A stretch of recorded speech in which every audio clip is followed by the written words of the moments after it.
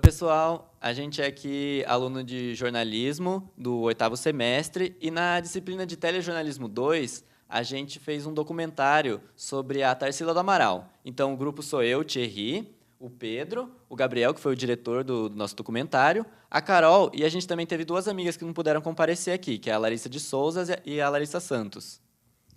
É isso aí.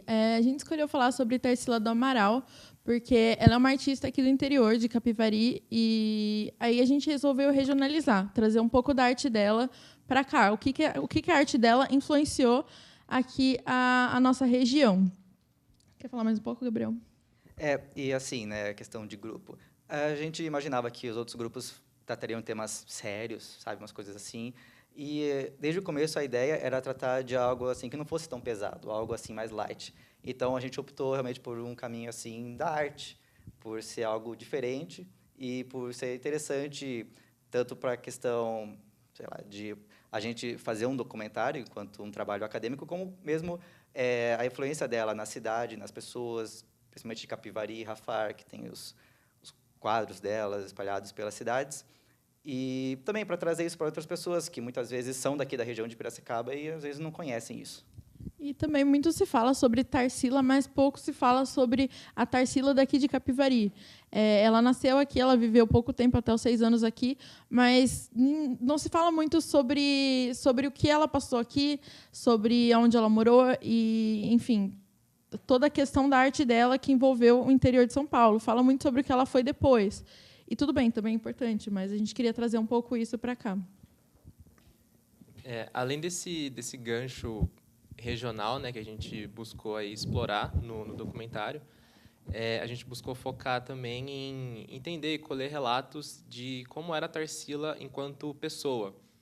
Então, a gente conseguiu conversar com a sobrinha dela, com o tio dela, que foram pessoas que, no caso do tio, né, que pessoas que, enfim, tiveram uma certa convivência, uma certa experiência aí com a Tarsila em pessoa. E a gente fez questão enfim, de entender isso também, entender quem era a Tarsila, como ela era enquanto criança, porque a gente está cansado já de ver a Tarsila artista, que a gente vê desde a escola. Então, um dos diferenciais aí que a gente buscou explorar para o nosso doc foi justamente essa parte pessoa de Tarsila do Amaral, quem era a Tarsila enquanto pessoa.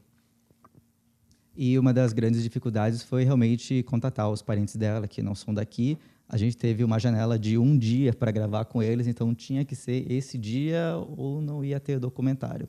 E tudo bem, a gente tem outras fontes de Centro de Cultura, de Capivari e Rafar, mas a questão é que assim existe muito texto biográfico dela e a gente realmente queria trazer para essa questão do pessoal, né? E de como que essa vida rural da primeira infância dela refletiu na arte que ela foi fazer posteriormente, mesmo fora do Brasil, em Paris, e que ela ganhou o mundo e repercussão de algo que começou aqui e que foi para fora.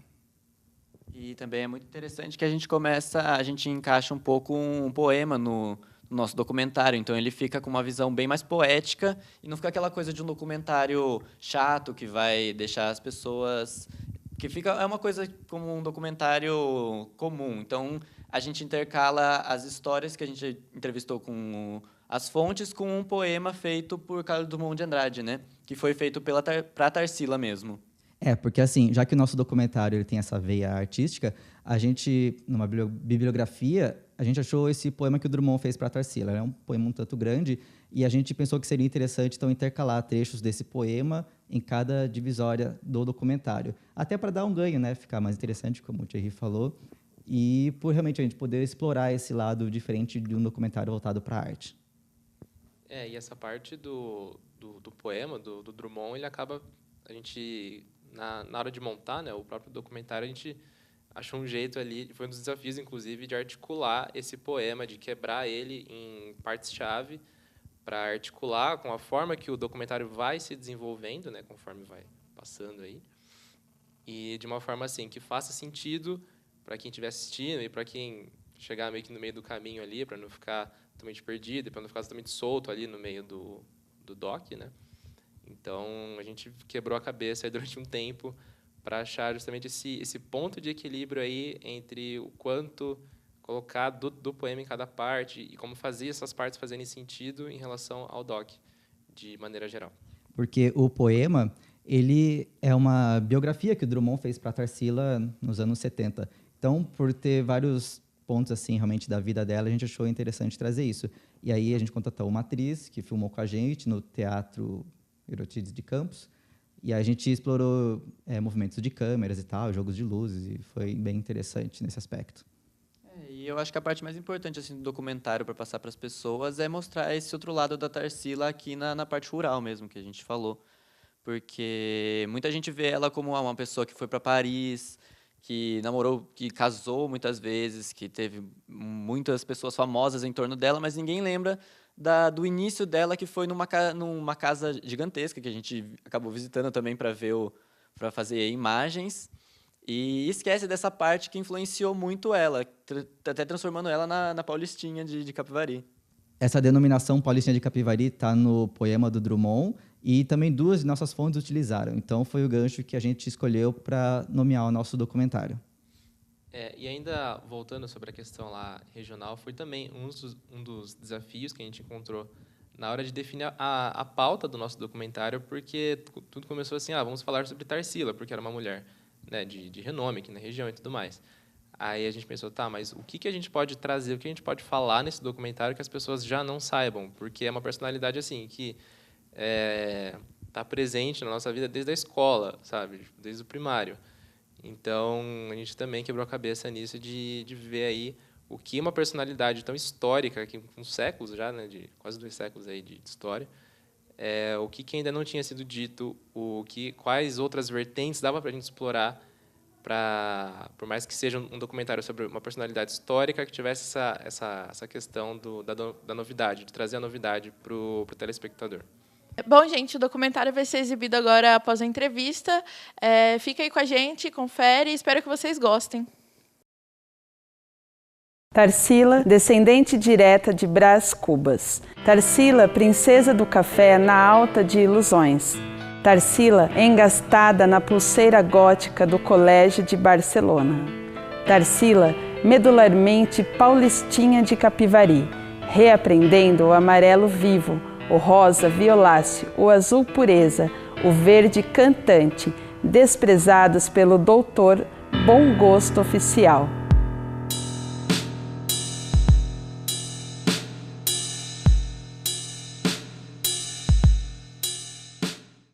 Tarsila do Amaral, pintora brasileira, nascida no final do século XIX, integrante do movimento modernista, apesar de não ter participado da Semana de Arte Moderna de 1922.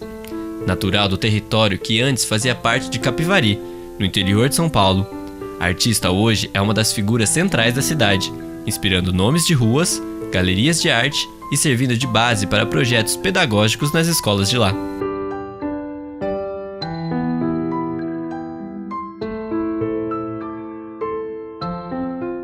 Ela mostrou o Brasil, trazendo essa técnica nova. Aqui no Brasil a arte ainda era muito acadêmica, então ela traz uma novidade que era o cubismo, assim como outros artistas também, Anita Malfatti com o expressionismo, enfim. Só que foi ela que falou, eu quero ser pintora no meu país, eu quero mostrar o Brasil através das minhas telas, do meu trabalho. Na fase que ela coloca isso, né, o Brasil presente, ela coloca principalmente essas paisagens, né? Ela mistura paisagens, mistura o lúdico e afirma ali o que ela viu. Então tem o pescador, o mamoeiro. Vi ela trabalhando, era muito meticulosa, viu? A escolha das cores, assim, era uma coisa muito... Ela se dedicava demais, tanto que ela tem uma obra em número muito pequena, viu? Depois dessa viagem que eles fizeram com o Bless Andrade, mostrando o Brasil, mostrando o Rio de Janeiro, depois eles foram para Minas Gerais também, ela falou, não, são essas cores que eu gosto, é isso que eu vou colocar nas minhas pinturas, e eu quero mostrar a paisagem brasileira, o povo brasileiro, a fauna, a flora, e foi esse o grande diferencial dela, né? E é muito bonito que ela levou isso para fora. Ela mostrou, ela fez exposições lá fora, a primeira exposição dela foi em Paris. Que Paris, na época que ela esteve, era efervescência cultural, capital cultural do mundo todo, viu? E ela estava no meio daquilo, então ela conhecia músicos, conhecia pintores, escritores, então toda aquela nata da intelectualidade da época, ela estava no meio deles. A obra mais conhecida de Tarsila, o Abapuru, foi pintada como presente ao marido da época, Oswald de Andrade. O quadro foi tão bem recebido que depois ele escreveu o Manifesto Antropofágico, permitindo a artista a entrar em uma fase de exploração de temas do imaginário. Esse quadro criou-se uma simbologia muito grande da figura do Abapuru ser a figura que ia deglutir a arte europeia para adquirir as coisas novas que estavam acontecendo lá, as técnicas novas, né? Não só na arte, na música, na literatura, mas transformar isso numa coisa bem brasileira, valorizar o nosso país. Se você olhar até as cores do Abapuru, são as cores da nossa bandeira, o azul, o verde e o amarelo. Enfim, com toda essa simbologia, o quadro cada vez foi ficando mais importante, vai ficando um quadro mais famoso, né? E hoje eu não tenho a menor dúvida que é o quadro mais importante da arte brasileira. Infância era uma infância meio caipira, né? Porque foi criada na primeira infância na fazenda de meu avô, o pai dela, né? A fazenda aqui em Capivari, São Bernardo. Isso foi a primeira marca. E lá na fazenda São Bernardo é que ela viveu num ambiente que deu muitas recordações a ela, né? A parte daquelas criadas, descendentes de escravos, ela tinha uma afeição enorme, viu, por aquelas criaturas, viu, e tanto que essa afeição dela até se transmutou em obras famosíssimas dela, né? Daquele bloquinho de anotação que ela tinha quando era criança, que ela desenhava o porquinho, o bichinho, o matinho, ela colocou isso nos quadros como memória quando ela estava muito longe lá estudando em Paris e reaproximou isso dela. Então ela queria ser a caipirinha do mundo. Tarsila, radar tranquilo, captando um traço elíptico, o vazio da rua Congonhas, com um cachorro e uma galinha, servindo de multidão. A mudez da rua São João del Rei, com duas meninas. No cenário, operísticos de casas e igreja. O silêncio do desvio ferroviário. O sono da cidade pequena, onde as casas são boizinhos espalhados em presépio. Tarsila Oswald Mário, revelando Minas aos mineiros, Diana Tolle.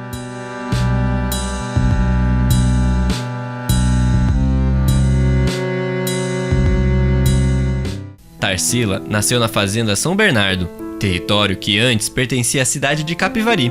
Em 1965, o que era um distrito capivariano virou parte da cidade de Rafar. Essa casa foi construída em 1871.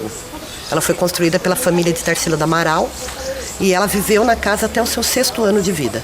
Depois ela foi embora daqui. Aqui para trás nós temos uma escola, a capela, aqui o antigo laboratório da usina, que antes de ser laboratório a gente ainda não descobriu o que era na época de Tarsila.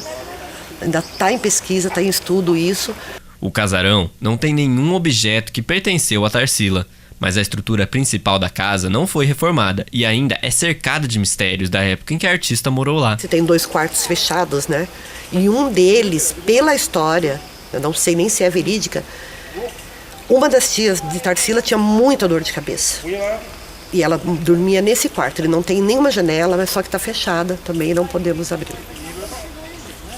E tem o porão também, que também está em estudo. Também não podemos descer, está tudo lacrado.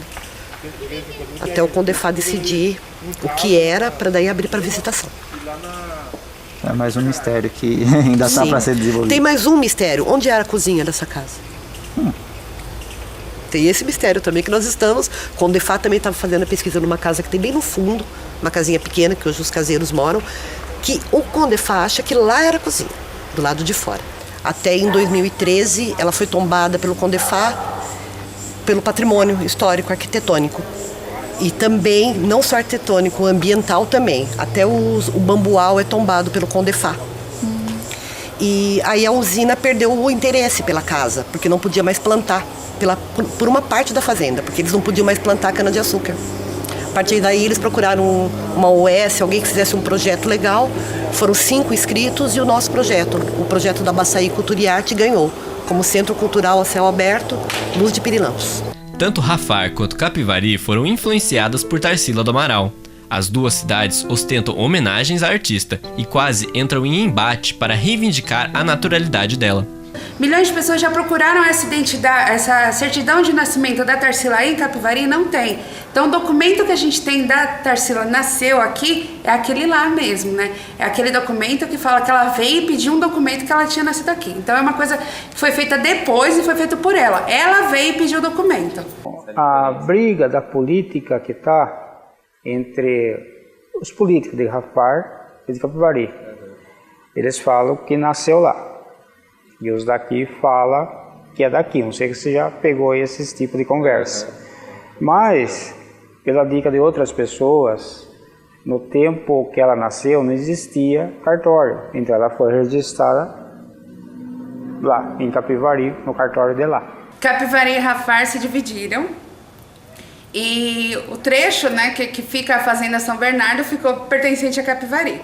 Ficou pertencente a Rafar. Então, onde é considerado o lugar que a Tarsila nasceu. Os rafardenses, né, principalmente pessoas ligadas a culturas, entenderam que podiam alegar que a Tarsila tinha nascido lá.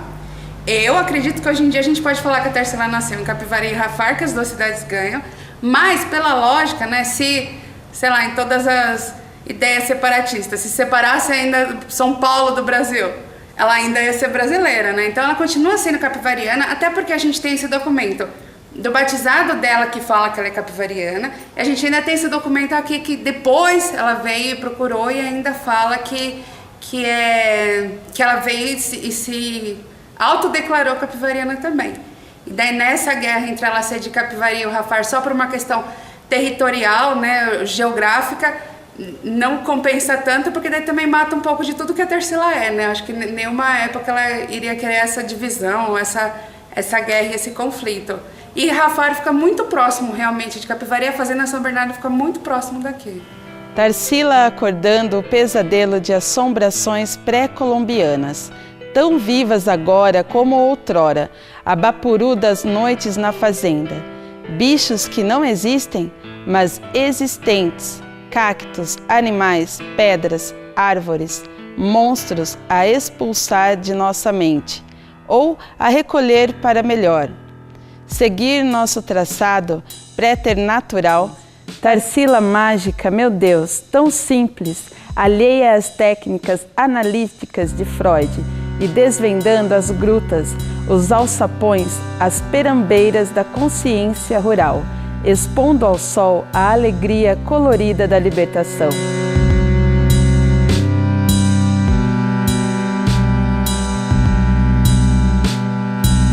Tarsila, a grande pintora Tarsila do Amaral, minha tia, era uma doçura, uma criatura assim que cativante, viu? Todos os que privavam com ela tinham por ela uma particular afeição, viu? Uma coisa que era, viu, um magnetismo da personalidade dela, viu?